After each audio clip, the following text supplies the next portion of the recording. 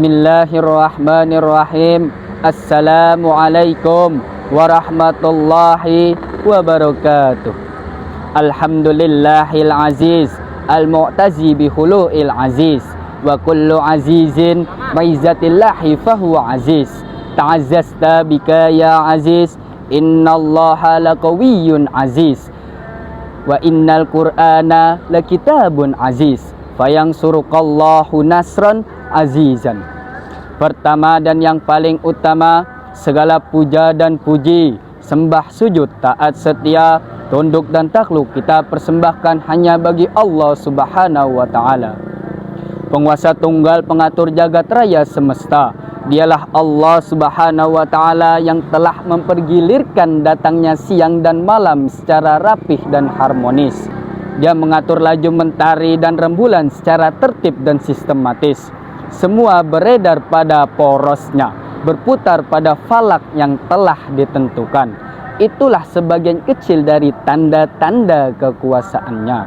Salawat bertangkaikan salam, salam sejahtera abadi, salam manis, salam sayang, salam penuh kehangatan. Mari sama-sama kita persembahkan spesial kepangkuan manusia budiman, insan pilihan. Dialah junjungan alam, yakni Nabi besar kita, Nabi Muhammad sallallahu alaihi wasallam. Dalam kesempatan ini, mari sama-sama kita renungkan tentang bagaimana memaksimalkan potensi Gen Z yang produktif dan kreatif di bulan suci Ramadan ini. Pemirsa yang berbahagia, generasi Z atau generasi Alpha merupakan generasi yang lahir di era digital dengan berbagai kemudahan teknologi. Namun, tantangan terbesar adalah bagaimana kita bisa menggunakan teknologi untuk menjadi lebih produktif dan kreatif, bukan malah sebaliknya. Sebagaimana Allah Subhanahu wa taala berfirman di dalam Al-Qur'an, A'udzu billahi minasyaitonir rajim. Bismillahirrahmanirrahim. Wal 'asr innal insana lafi khusr illal ladzina amanu wa 'amilus solihati wa tawassaw bil haqqi wa tawassaw bis sabr. Wal 'asr, demi waktu, innal insana lafi khusr, sesungguhnya manusia itu benar-benar dalam kerugian. Illal ladzina amanu wa 'amilus solihat, kecuali orang-orang yang beriman dan mengerjakan amal soleh.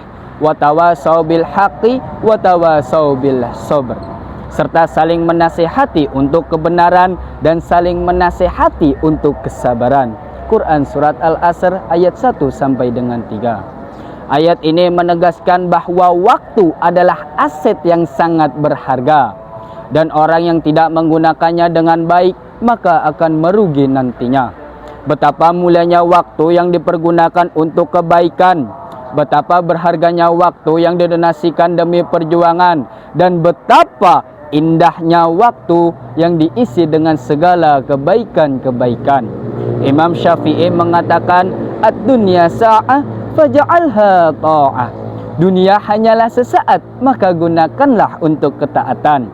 Tetapi kalau sebaliknya, apabila waktu digunakan untuk kemaksiatan, waktu dipakai hanya untuk mengundang hal-hal murkanya Allah Subhanahu wa taala, dan waktu dipakai hanya untuk kelalaian, maka alangkah buruknya waktu yang kita lewati.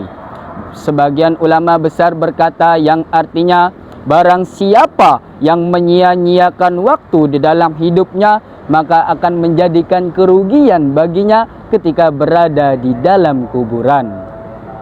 Para ulama memperumpamakan waktu itu seperti pedang yang akan menusuk kita, sedangkan ketika itu kita tidak dapat menggunakannya dengan baik.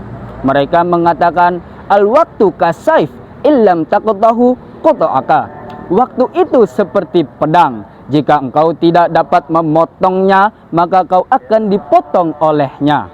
Maka dari itu, kita sebagai generasi Z semestinya untuk bisa memanfaatkan waktu sebaik mungkin untuk kebaikan diri sendiri dan orang lain dalam hal produktivitas dan kreativitas. Yang mana Rasulullah SAW pernah bersabda tentang hal itu, yang artinya, manfaatkanlah 5 perkara sebelum 5 perkara. Waktu mudamu sebelum datang waktu tuamu, waktu sehatmu sebelum datang waktu sakitmu, waktu kayamu sebelum datang waktu miskinmu, waktu luangmu sebelum datang waktu sibukmu, dan hidupmu sebelum datang kematianmu. Hadis riwayat Al-Hakim.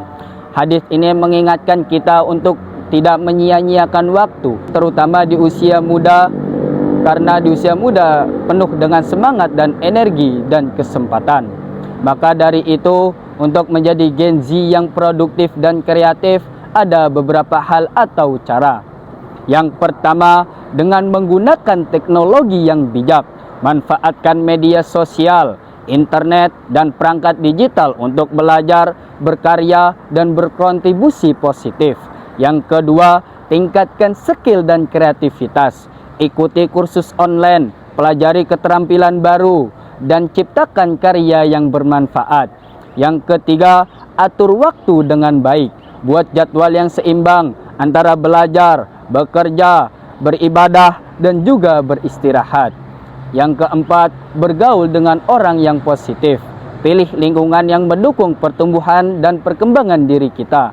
Yang terakhir yaitu yang kelima, beribadah dan berdoa. Jangan lupakan hubungan kita dengan Allah Subhanahu wa Ta'ala sebagai sumber kekuatan dan sumber kehidupan. Jika ada jarum yang patah, jangan disimpan dalam peti.